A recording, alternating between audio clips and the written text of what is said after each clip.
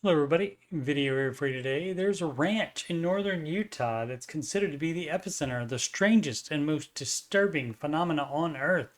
Bizarre UFO sightings, animal mutilations, and unusual energies that have proven harmful to humans.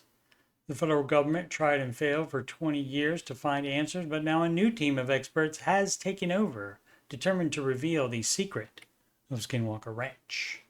This is the Retro No Cap recap of The Secret of Skinwalker Ranch, Season 1, Episode 6, called Poking the Nest. Aired May 12th, 2020. For more Skinwalker Ranch recaps, there's a playlist link in the upper right.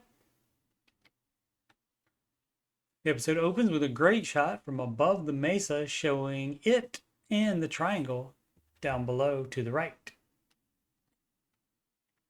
After Brandon gave the go-ahead to begin digging on the ranch, the team decided to add a lot more security cameras so they have a better chance of seeing any phenomena that occurs. Caretakers Tom and Candace do a cattle count every day due to the many mutilations that have occurred over the decades. All are accounted for, but this group is all in one spot. Candace suggests they are afraid of something. She and Tom will keep an eye on them, and Eric will also check on them with security cameras. The team will be getting a radiation level sweep of Homestead 2 before they begin digging to see what ground penetrating radar detected there. After opening the lid on the well at the homestead, Drs. Taylor and Segala both showed exposure to high levels of radiation. Dr. Taylor was exposed for a longer amount of time and he got a headache and nausea, as well as small burns on his head and hand. There's a well established pattern of bad things happening when you dig on Skinwalker Ranch. Since he was previously affected, Dr. Taylor will remain on the road. Dr. Segala follows the tech so he is not alone. The tech picked up nothing inside the well, the same spot the good doctors were exposed to high levels. The tech says there's no radiation other than background radiation at this point in time.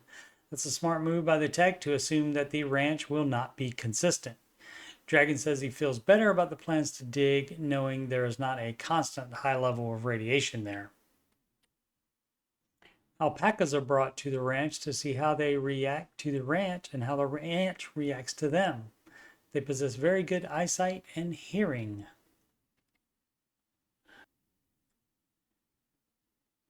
Ranch manager Jim Morris arrives with friend and Ute spiritual leader Larry Sespooch, who is very familiar with the phenomena that occurs on Skinwalker Ranch.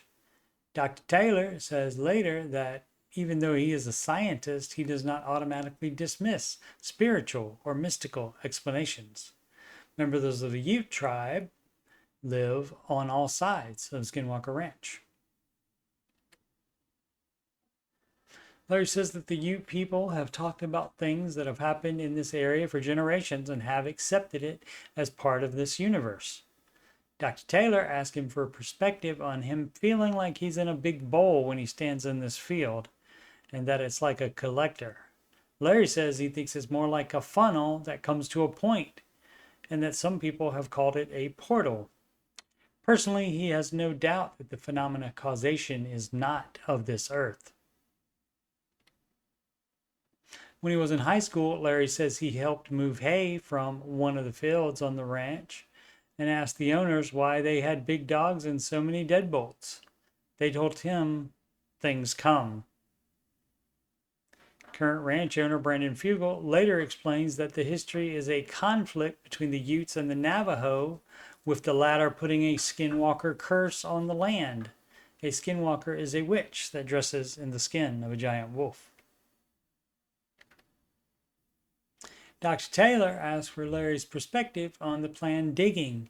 He says when his people dig, they lay down a blessing because they don't want to tap into anything that's not meant to be tapped into.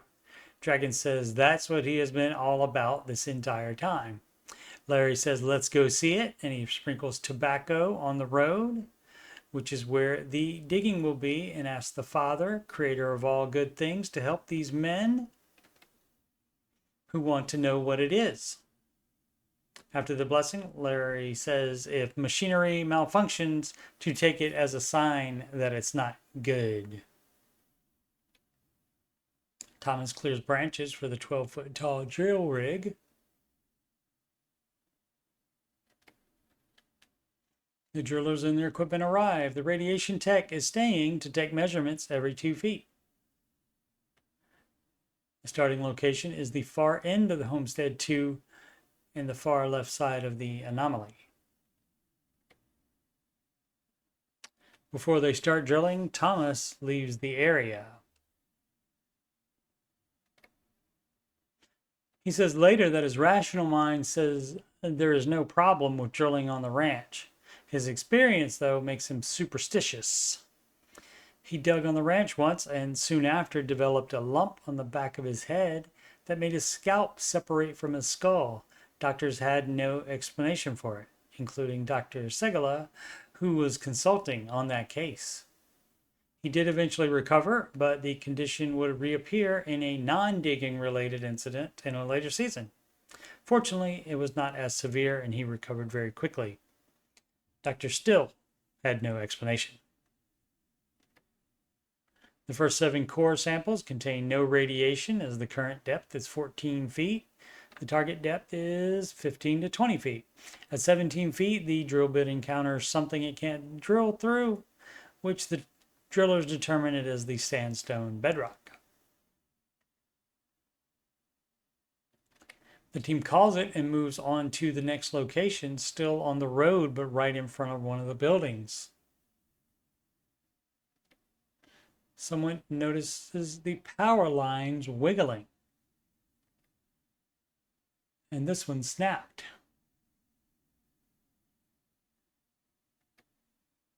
They continue drilling and get to 29 feet without any other issues. That is past the target depth, so apparently the drill did not encounter the anomaly and apparently end the drilling, at least for that day. Early morning in the unattended command center, the auto-switching security cameras pick up the alpacas squealing and running back and forth in their enclosure.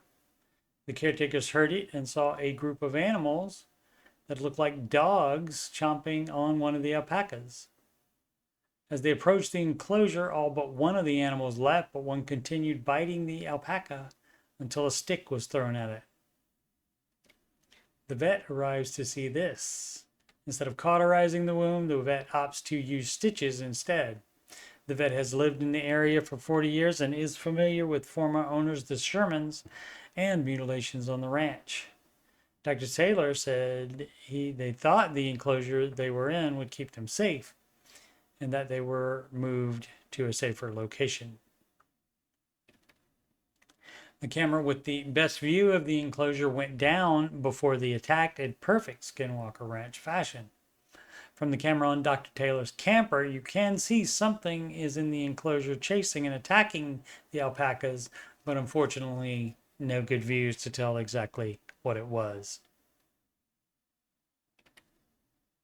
I'll continue these retro no recaps of seasons 1 through 4 throughout the summer and early fall. All of the season 5 recaps of The Secret of Skinwalker Ranch are already done and are in the Skinwalker Ranch playlist. I'm also doing retro no-cap recaps of The Curse of Oak Island, seasons 7 and 8. All of the other seasons episodes are already done and are in my Oak Island playlist. Thank you so much for watching. Please subscribe, like, and comment.